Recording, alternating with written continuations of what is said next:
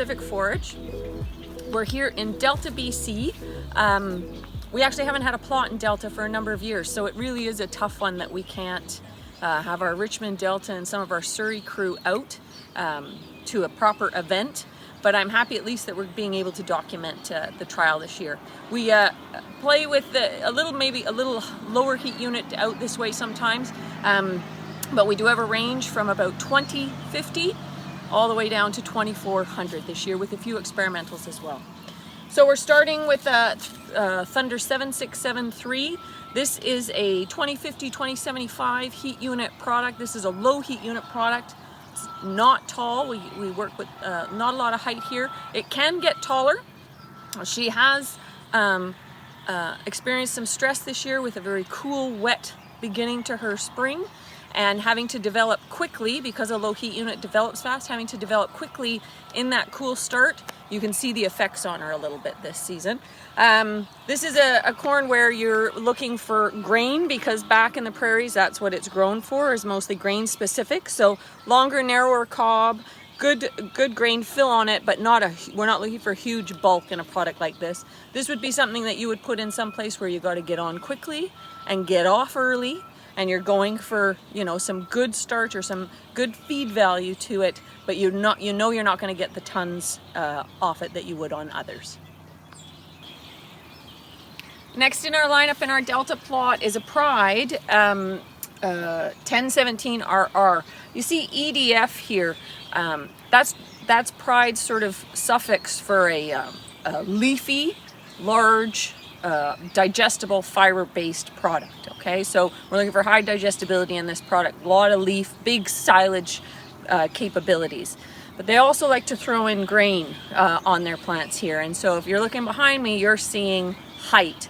This is about a 2150, 2175 product. Okay, so again, we're low heat unit, but there's a lot of height behind me. Good leaf development. But then on a lower heat unit product, a really nice cob, good grain fill. This is a flint dent finish. It will dimple, but then harden out and dent. That holds the moisture in there for good feed value and nice pack in the bunk. There's a lot of tons in a product like this based on its size, but still able to harness that low heat unit option and opportunity. Number 3 in our plot here in Delta is Thunder 6875. Note some of the suffixes. We were dealing with Roundup Ready in our Pride. Here we've got VT2P. The earlier Thunder had it as well. These suffixes have various names, etc. to them. This is a double pro. Basically what it is it has Roundup Ready coverage as well as a corn borer trait. At this time we don't have a corn borer problem here, which is very good, but that suffix basically represents those two traits being covered here. 6875, another 2100 heat unit product. Really, this is a low heat unit Thunder that I like a lot. Nice stand to it, good height, nice dry down opportunity, and a real nice amount of grain production. We've got a full dent finish here, good depth of kernel, small core, really comes out of the ground nicely, has handled this difficult season really quite well, and I'm very impressed with the tons I'm seeing off like farmers' fields. We'll see how our tests come through, but as a low heat unit, this in the Thunder lineup, this is one of my favorites for silage. Pride 4514 Roundup Ready. This is a product I've known sisters of this product. This one we're taking a look at this year, and I won't lie, I like how it's looking in a number of the trials this season. So we have to remember this season we had a very cool, we had a real surprising April, and then a cool, wet rest of the spring, and it went into July in some places. So a tough start overall, but this one, good height to it, nice leaf. Now we've changed gears. This is a 2250. I've thrown it into this spot a little bit because I like splitting up some of the products, you know, getting a Thunder in between, Prides in between Thunders and vice versa. So a 2250, we're not in the low zone anymore. So I expect the height and leaf, but a nice full dent cob, and where Thunder works with sort of a longer, narrower cob and fill, this one is a little fatter But same thing, great depth of kernel, small core, a lot of grain here. Impressed with the finish on it, and so I'm interested in seeing what its feed values and what the full yield's going to be. Next in our Delta lineup is Thunder 6977. Now, this is not a new corn to them, but it's a new one to us. They grow it in the prairies for grain. I wanted to take a look at it to see what it would do out here as a potential silage option in a lower heat unit range. It's a 2200. It's listed as about a 2200. Could be a little lower. I like the height on it. I do like the leaf on it. From a silage standpoint, it's sometimes nice to look at the leaf above the cob, you know, how many leaves are there, and from a grain standpoint, it is looking really quite nice. Lower place cob, so I like that for some of our winds and stuff that can come up in season and at end of season. A dent finish, a nice dent finish to this, good depth of kernel. I'm going to be interested to see again, based on a tough spring, you know, what its vigor, how its vigor seemed good, but let's see how it affects it on yield, because we did sort of put it through the ringer. But I'm interested to see. And noting on everything we've looked at so far, I'm noting here too, our dry down on the leaves, you know, corn leaves dry from the outside in, as we don't look at the bottom as being our dry down, the bottom of the plant. We look at the top and we look at the leaves drying from the outside in. Everything has had a good consistent dry down. This one included. A couple obviously earlier ones will dry down a bit more, but I've been impressed so far with how all of these plants in the lower heat unit range have been finishing on our season. Thunder 4578 RR. I remember when this was brand new in my world, and here she's coming, I think, probably to the twilight of her life, I would expect. The reason I like this 2200 corn is its spring vigor is exceptional. It's a workhorse in our portfolio. It's sort of lower mid heat unit range, allows it to be very versatile. Its tonnage, green tons and dry matter ton, really finish well. It's something that can be put with other varieties, and she just comes through on the regular. I like the height of it. I like the stand. I like where cobs can be placed, how the cobs place on it. And again, it's a longer, fuller, a longer cob as opposed to fuller or fatter cob, but good grain production on it. And nice finishing. So she's one that I compare all new ones against. She and another one I compare all new ones against. I kind of use her as a lightning rod. Thunder 4126 RR 2250 heat unit corn, and basically goes hand in hand with Thunder 4578. I use them both, as I said about the 4578, as ones to judge others against. 4126 usually has a little more body to the plant, a little more thickness in the leaf, usually a little taller, not always, usually a little taller. From a cob standpoint, this one has a flint dent finish, whereas the 4578 is more dented. But same thing, you see, nice depth of kernel, small core, a good amount of grain. Because of the heat unit, we're looking at a good dry matter potential, because we're usually working with a decent moisture within our season. And yeah, just an overall good producer. Sometimes 4578 does a little bit better, sometimes 4126 does, depending on the season. My money this year, based on her vigor up front, might be that she's going to win the race this season. Pickseed 2563 GSX. So I'm looking at this product because it has a root, it's Roundup ready as well, but it has a rootworm trait to it, and being in this part of the province, we're starting to deal with rootworm even a little more down in Delta. So I took a look at it last year, and I'm taking a look at it again this year. Very nice stand, compares nicely actually with the 4126 on stand. A little different in cob placement, but good body to it, nice yielding. It has more of a dent finish as opposed to a flint finish. Same thing, small core, good depth of kernel. Again, we're working with sort of a lower heat unit. This one's more of a 2350 as opposed to the 2250 of its neighbor. and it has that rootworm gene to it. So again, just looking at it to see how it does within the mix, keeping in mind what its trait package is. Horizon Seeds. Horizon Seeds out of Ontario, new to our portfolio. Brought it in because it had some rootworm product we were interested in, and I was watching it in the prairies and saw that they were coming west, and I wanted to see a little bit more about what they were about. So I've had product in every one of our trials, a few different ones in different places, but this one I've kept in each one. I would probably say that Horizon calls their 675 for the west their workhorse. I want you to note something though. This says Agrisure. Horizon has Syngenta traits, not Monsanto. So we aren't working with RRs. We're working with glyphosate tolerant products. They can't use RRs because that's basically trademarked for Monsanto.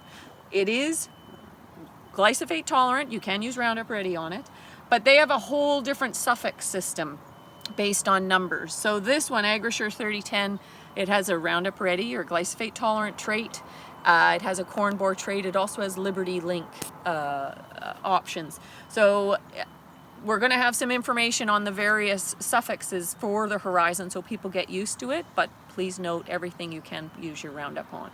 So Horizon 675, this product's very much placed in that mid-heat unit range. What I'm seeing, Horizon produces silage, not that they don't have grain, but they're real silage producers. So nice leaf development atop of the cob. Good stand, very nice height. But I'm also very impressed, particularly on 675, with their cob production. So whereas you see in Thunder maybe a longer, narrower product with a lot of grain on length, these are fatter cobs, but boy, do they put on some grain production. So I'm very interested in this, not only on what those grain, how that grain will affect these numbers, but also what's their digestibility look like, and what their ADF to NDF ratios are, and really see how things are looking. Pride 4646, excuse me, again we're seeing that G2. G2 references the same thing as the VT2P in the Thunder, which means it's got a Roundup trait and it has a corn borer trait. When you see rib, that means refuge in the bag. The corn borer traits have, there's a concern that there could be a resistance development, so they put some of the corn, a percentage of the corn in the bag does not have the corn borer trait, call it a refuge. So that will help to maintain sort of a lack of resistant buildup. So RIB means refuge in the bag.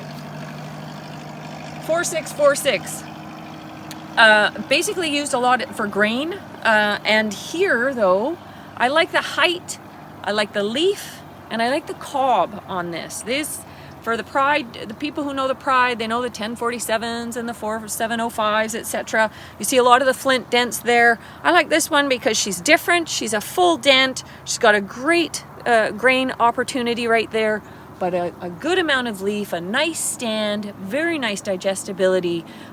She pushes through, which was important this season. I was impressed with what she had been doing in some of the farmers' fields, and I think they're liking what's going in the bunk. So although she's not as flashy as some of the other Prides, she's definitely one to look at. Thunder 4076RR, again another product that's new to us, and so we got her out here to take a look at.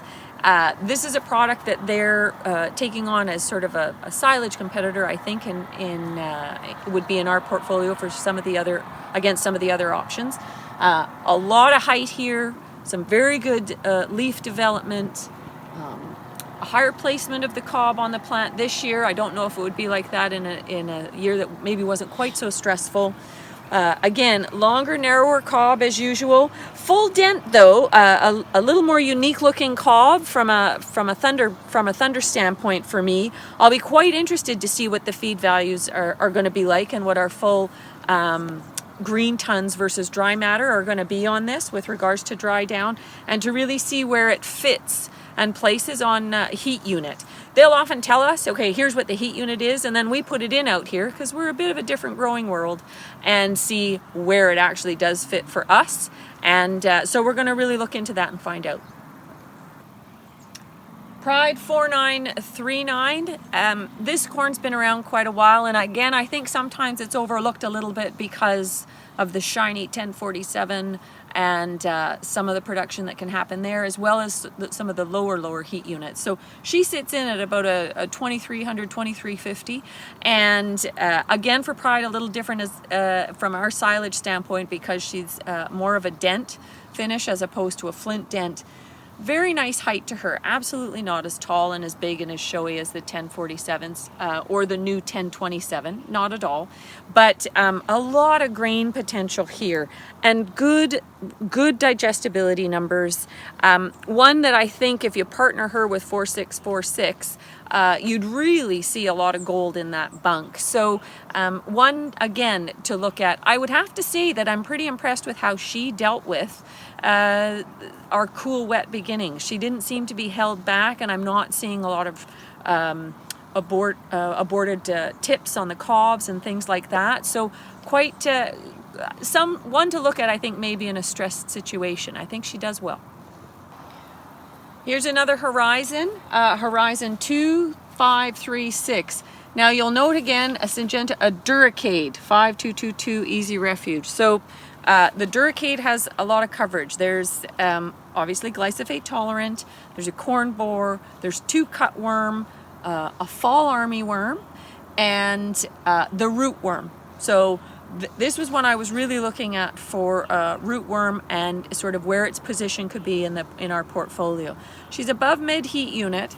We're going to see exactly where she's going to sit within the portfolio there. But look behind me here. I mean, oh my gosh, the leaf production on this. Again, Horizon does have a focus on silage. Leaves above that cob, like leaves as fat as my hands. So a lot of fodder there, which I'm impressed with. But again, what I'm noting with the Horizons I'm seeing so far, a good width to that cob and a nice amount of grain production on it as well. So this one has sort of a package of protection as well as grain potential, and look at here, great fodder. Pride 4705. So for Delta, we're getting into sort of this. We don't get much higher than this. So this is about a 2400 heat unit product. 4705's been in the portfolio a long time. She's one that has done a lot of work for Pride. Out this way, a few things have outmaneuvered her, either based on their heat unit providing, a little quicker finish and still having the great yield, or things getting a little higher and the yield being really impressive. What's funny about 4705, having come out of about a 4-year cycle of real heat, where she hasn't flourished abundantly in yield, is this has been a tough, cool year, and look at her, she looks great. She looks great. So years ago when we'd sell a lot of 4705, it was usually when we were dealing with a wetter, cooler cycle, and she did gangbusters. And I'll lay money that this year she probably has a really great year. So funny as it sounds, she might do well in sort of that cooler, wetter stance. So with her, great leaf, very good stand, nice strength, has a bit of a flint finish on her, good grain production. Yeah, just a good overall corn, but like I say, has often in this heat unit range been overshadowed, particularly by 1047. Last on our round for this Delta trial of product that we carry in-house is Pride 1047 RR. So for those of you who know me, I call her my sexy corn because she's tall. She's got that great pineapple leaf, big leaf to her. It's again another one of Pride's EDF, so that the focus is on digestible fiber, digestibility, silage production. She's a flint dent finish, which means she holds on to moisture within the kernel a little longer to allow you to get sort of the most out of her, and the sort of grain to fodder ratios high on it. The ton production is sometimes borders on ridiculous, but But being so tall, she does carry cobs a little higher, so you have to be comfortable with that. And also, it's a 2450. If she doesn't finish, she's not worth it. So you have to be able to have that heat unit work for you well, and if it will finish for you, it's a lot of feed in the bunk. So something we get to do every once in a while, which is great, is trial experimentals. So the companies that we sell corn for, distribute corn for, will have something new to try, and we get a little bit of it so we can take a look and see what it does in our neck of the woods, because we're very different from the prairies in Ontario, etc. So we have 3 different experimentals here. We did not get a lot of seed, so we have 1 row of each. And basically, things we look at would be the same things that you look in the field. So the first one, over on the right, we would note between them, okay, let's look at the height, a little not as tall, which doesn't matter, but not as tall. Little thinner in the stalk, perhaps. So maybe a lower heat unit product. Maybe we're looking at a bit more of a grain product. Our center one, oh, there we've got height. There we've got some of that showy height, a little broader in the leaf. We see some double cob production there. We're into the body of the field. We're not right up front. So that's interesting to look at. A little thicker stalk to it. Our third one on the left, same height. Also nice leaf to it. Lower cob placement. We keep that in mind. And nice standability. Maybe it's a little higher heat unit. We have to see. Then we take our cobs off, and if we're going to come down, we take a look at our cobs, and we can note a few things here. So on this cob here, we're seeing a denting, nice depth of kernel on it, maybe a little shorter, or that could have something to do with our season this year. We would then come over center. Okay, you see that color and hear that? That's our flint finish. So maybe this one has a flint or is a relation to the 4126. You never know. Here we're seeing a similar core to that and kernel development. This feels like it might be a little more dry than our first one. And then come over to our third. Again, we're seeing a denting here. We're seeing same small core, maybe a little smaller stature to this, but we're not as dried down as we would assume.